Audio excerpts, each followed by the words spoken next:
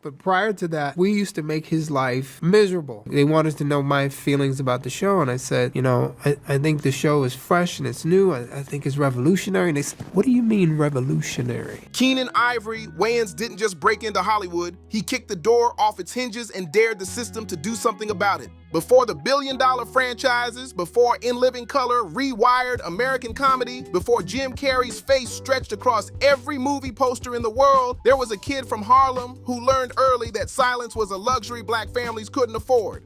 Keenen Ivory Wayans was born on June 8, 1958 in Harlem, New York, a place overflowing with culture, brilliance, and ambition, but also crushed under poverty, racism, and invisible rules designed to keep people exactly where they started. His father, Howell Wayans, worked nights as a security guard. His mother, Elvira, was a homemaker and social worker who believed education was the only real escape route for black children in America. That belief was tested daily. 12 people lived inside a small apartment barely large enough for half that number. Food was rationed. Privacy didn't exist. Survival came before dreams. In that environment, Keenen learned two things that would define his entire life: how to observe power and how to mock it without fear. Harlem in the 1960s wasn't gentle. Black kids were taught early to keep their heads down, not draw attention, not challenge authority. Keenen did the opposite. He questioned everything. He watched how systems worked, how jokes could disarm fear, how laughter could expose lies faster than anger ever could. He was smart, dangerously smart. Smart enough to earn an engineering scholarship to Tuskegee University, the kind of opportunity that communities celebrate as a guaranteed ticket out. The right path, the respectable path, the safe path. Keenen hated it. He saw quickly that the American dream came with invisible boundaries. Even with education, even with discipline, even with obedience, black men were still expected to fit inside boxes someone else designed. And Keenen refused to live a life already written for him, so he did the unthinkable. He dropped out. No backup plan, no safety net, no approval. He packed his bags and went west to Los Angeles with nothing but confidence, hunger, and a belief that comedy could be a weapon if used correctly. Los Angeles didn't welcome him. It chewed him up. He performed at tiny clubs, bombed in front of crowds that didn't care, slept on floors, stretched slices of pizza into multiple meals. While others chased fame, Keenen chased control. He wasn't trying to get in Hollywood, he was trying to expose it. What he saw disgusted him. Black actors reduced to stereotypes, criminals, sidekicks, corpses, punchlines written by people who didn't know the culture but made millions mocking it. The industry wasn't broken. It was working exactly as designed. That's when Keenen realized the truth. Most creatives never do. If you wait for permission, you'll never be free. Instead of begging for roles, he started writing. Instead of chasing approval, he chased ownership. Alongside Robert Townsend, another black creator tired of waiting his turn, Keenen helped co-write Hollywood Shuffle, a movie made on desperation, credit cards, and pure rage. No studios believed in it. No executives supported it. They scraped together around $100,000 and made it anyway. When Hollywood Shuffle hit theaters in 1987, it didn't just succeed. It embarrassed the system. The film made over $5 million, exposing how profitable black-led stories could be when they weren't filtered through white fear. The jokes hit harder because they were true. It mocked Hollywood's racism openly, unapologetically, and audiences showed up in droves. Hollywood laughed, but they were nervous now. Because Keenen Ivory Wayans wasn't asking to be included. He was building something they couldn't control. Keenen Ivory Wayans didn't just make Hollywood laugh, he made it uncomfortable. And once the laughs started threatening power, the knives came out.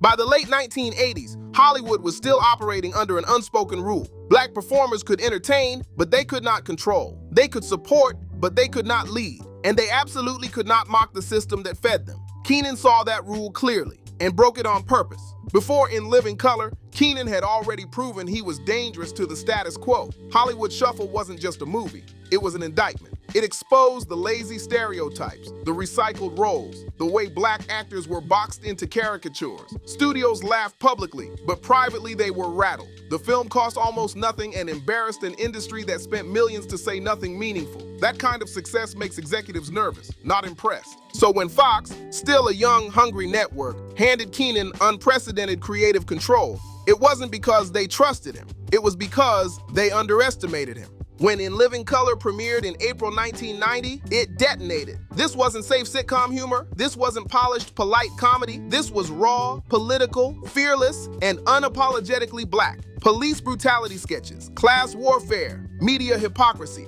hip-hop culture front and center. White America wasn't just laughing, it was being exposed. Ratings exploded. Within months, In Living Color was outperforming Saturday Night Live. Fox went from the network nobody respected to a cultural force, and Keenen Ivory Wayans was the engine. But here's the part Hollywood never forgave. Keenen didn't just create a hit, he created stars. Jim Carrey went from a struggling, rubber-faced nobody to a breakout phenomenon. Jamie Foxx transformed from a hungry stand-up into a generational talent. Jennifer Lopez went from background dancer to a camera magnet the industry couldn't ignore. Keenen didn't discover talent. He trusted it when no one else would. That kind of power changes rooms, and it makes enemies. Once Fox realized In Living Color wasn't just comedy, but influence, everything shifted. The same executives who praised Keenen now feared him. The censorship crept in slowly at first. Notes, edits, tone it down.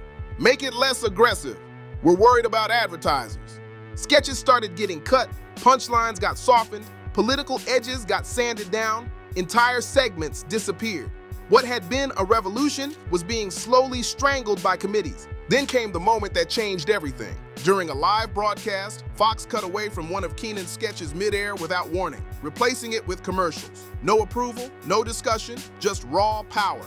It was a public humiliation and a clear message. This is not your show anymore. That alone would have been enough. But Fox wasn't done. Behind the scenes, the real betrayal happened. Without informing Keenen or the creative team, Fox began secretly rerunning old episodes. Reruns mean money, real money, but also something more important, syndication value. By flooding the airwaves without notice, Fox devalued the show's future and pocketed ad revenue while undercutting Keenen's long-term earnings. It wasn't a mistake, it wasn't a misunderstanding, it was theft with a smile. Keenen realized the truth in that moment. He wasn't fighting for jokes anymore, he was fighting a system designed to take black creativity, monetize it, and discard the creator once the threat became too real. Fox wanted ownership without accountability, control without respect, silence wrapped in contracts. Keenen refused. Instead of bowing, he walked. At the height of In Living Color's power, he chose dignity over money. Season 4 began without him. The show limped forward, and by 1994, it was canceled. Without Keenen, the soul was gone. The laughter remained, but the fire was out. Hollywood called it creative differences. That was a lie. This was a power struggle. And Keenen Ivory Wayans won the only way that mattered, by refusing to be owned. But that victory came with a cost, because once you expose the system doesn't forget. Keenen Ivory Wayans didn't just make television uncomfortable, he made it dangerous. And once In Living Color proved it could embarrass power, mock whiteness, elevate black brilliance, and still dominate ratings, Hollywood did what it always does when it loses control, it fought back. By 1991, In Living Color wasn't just a hit, it was a problem. It was too loud, too black, too fearless. Sketches weren't just jokes anymore. They were social commentary wrapped in laughter. Police brutality, racial hypocrisy, class privilege, media bias, nothing was off limits. And Fox executives were getting nervous.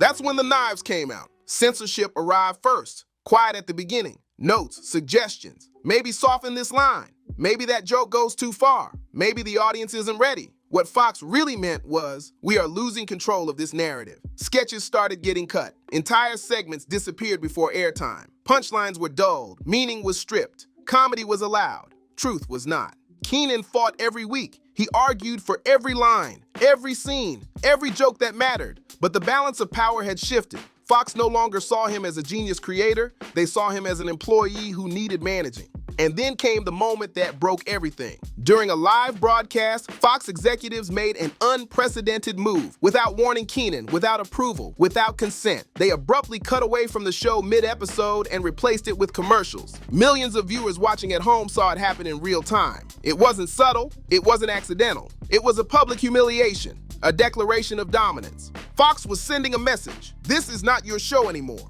Behind the scenes, it got uglier. Fox secretly aired unauthorized reruns of In Living Color without notifying Keenen or the production team. A direct violation of contract. Reruns mean money. Syndication means generational wealth. By rerunning episodes without notice, Fox pocketed ad revenue while destroying the show's long-term syndication value. Millions were lost, quietly, legally blurred, intentionally. This wasn't miscommunication, this was theft. At the same time, fractures inside the show were growing. Cast tensions became impossible to ignore. Kim Coles vanished after one season.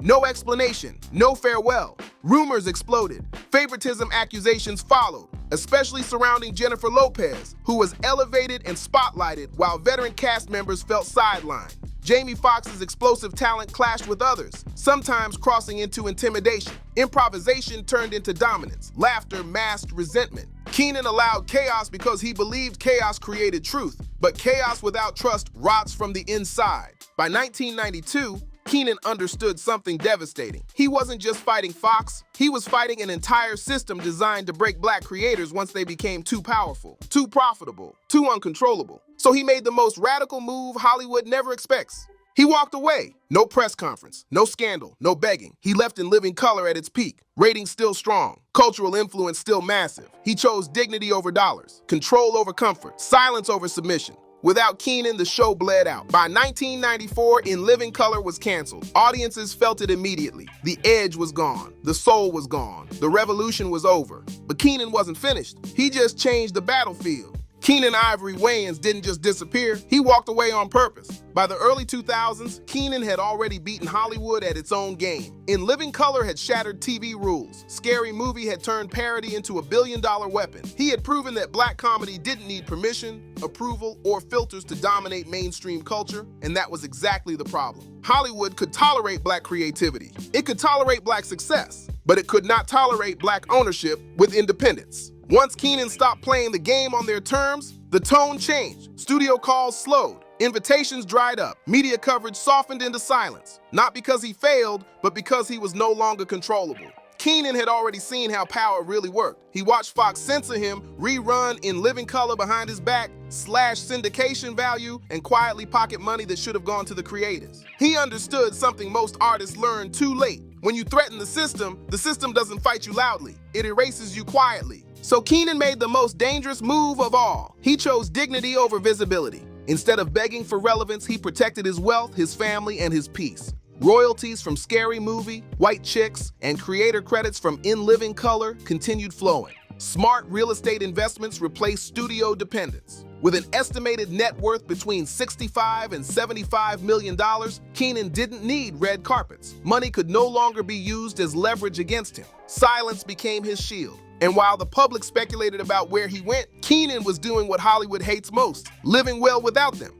Behind the scenes, fractures within In Living Color also left scars, cast tensions, rumors, power struggles, the controversial exits of performers like Kim Coles, accusations of favoritism, ego clashes between rising stars like Jamie Foxx and veterans fighting for space. None of it exploded into tabloid chaos, but the damage was real. Keenen led a creative battlefield where genius and pressure collided daily, and when the dust settled, the cost was heavy. His personal life carried its own weight. Marriage, 5 children, divorce, relationships kept out of the spotlight on purpose. Keenen learned the industry's dirtiest trick early. If they can't control your work, they'll try to control your narrative or your family. So he shut the doors. No social media, no oversharing, no access. That wasn't retreat, that was strategy. By the time the Wayans family was inducted into the NAACP Image Awards Hall of Fame, history had already rendered its verdict. You can trace modern comedy, parody films, sketch TV, and even the rise of stars like Jim Carrey, Jamie Foxx, and Jennifer Lopez straight back to Keenen Ivory Wayans. He didn't just create content, he rewired culture. Today, Keenen still performs stand-up selectively, still mentors, still speaks when he chooses. Not chasing headlines, not asking permission, not explaining himself. He doesn't need Hollywood's validation because Hollywood is still living in the house he built. Some legends burn out, some legends get canceled, and some legends scare the system so badly, they're forced into silence. Keenen Ivory Wayans wasn't erased, he refused to be owned. And that might be the most powerful punch he ever threw. If this story changed how you see Keenen Ivory Wayans, hit like so more people hear it. Subscribe for more deep dive stories Hollywood doesn't want told. Share this video with someone who grew up on In Living Color. And comment below, do you think Keenen walked away or outsmarted the system?